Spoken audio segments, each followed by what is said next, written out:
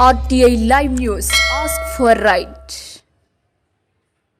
RTI live news కి స్వాగతం. కొమరం భీం ఆసిఫాబాద్ జిల్లా బెజ్జూరు మండల కేంద్రంలోని శ్రీ రంగనాయక స్వామి ఆలయ ఆవరణంలో ఏర్పాటు చేసినటువంటి భారీ స్క్రీన్ పై శ్రీ అయోధ్య బాలరాముడు విగ్రహ ప్రతిష్ఠ కార్యక్రమాన్ని భక్తులు తిలకించారు. 500 సంవత్సరాల పోరాట ఫలితంగా రాముడు జన్మించిన స్థలంలోనే బాలరాముడి విగ్రహాన్ని ఏర్పాటు చేయడం హిందువుల విజయమని పలువురు భక్తులు తెలియజేశారు. దీంతో మండలంలోని అన్ని గ్రామాల్లో శ్రీరామనామస్మరణతో మారుమోగాయి. ఎలాంటి అవాంఛనీయ సంఘటన చోటు చేసుకోకుండా బెజ్జూరు ఏఎస్ఐ మోహన్ నాయక్ ఆధ్వర్యంలో పోలీసులు భారీ బందోబస్తును ఏర్పాటు చేశారు. ఈ కార్యక్రమంలో వివిధ గ్రామాల ప్రజా ప్రతినిధులతో పాటు అన్ని గ్రామాల ప్రజలు తదితరులు పాల్గొన్నారు.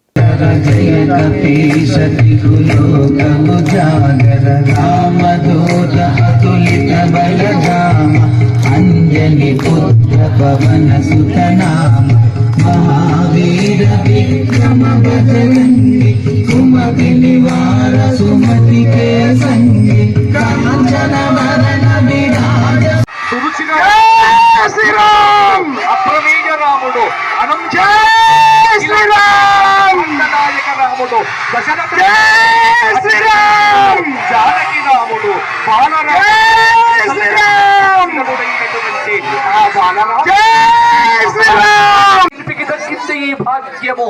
ఆయన విగ్రహాన్ని తయారు చేసినాడు. ఉపవాస దీక్షతో ఆ విగ్రహాన్ని చెక్కినాడు మన భారత ప్రధాని గారు నరేంద్ర మోడీ గారు. అదిగొదిగో చెప్పినటువంటి ముహూర్తము సంప్రాప్తమైంది. అందరూ నినాదాలు చేయండి.